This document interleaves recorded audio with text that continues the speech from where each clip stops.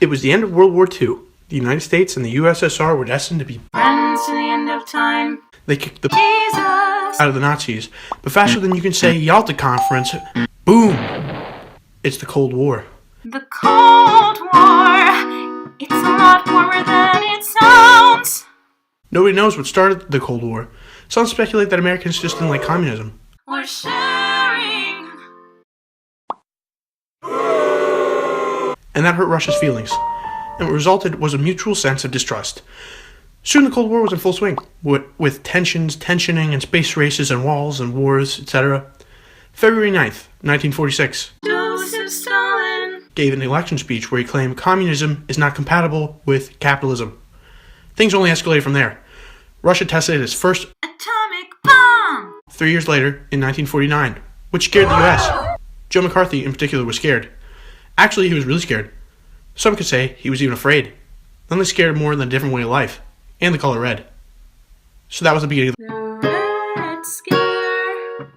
McCarthy hunted down suspected communists all over the United States, and that's because he didn't like communism. The Russians did like communism. This was an international crisis.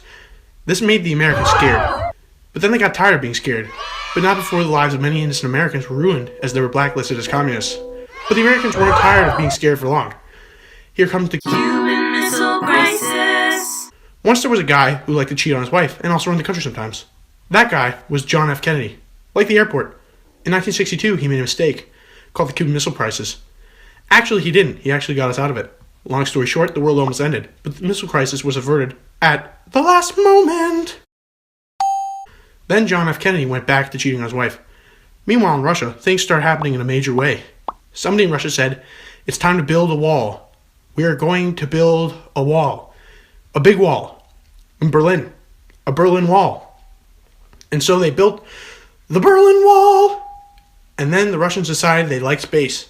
They really liked it a lot. So they sent a dog up there named Laika. And it died.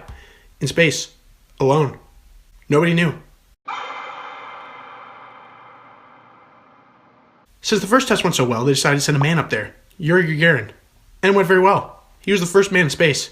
America hated this. "Hey, that's not fair. It was our idea first. We were going to go into space first. Not cool, man. Not cool. We were going to kill a dog in space first," said America. Americans were so mad that they killed the president. Wait a minute. Anyways, America was embarrassed. Thus began the race of space, also known as The Space Race. Hey, remember how Americans were super scared of the color red? Well, they were also scared of dominoes and theories. They were terrified of the domino theory.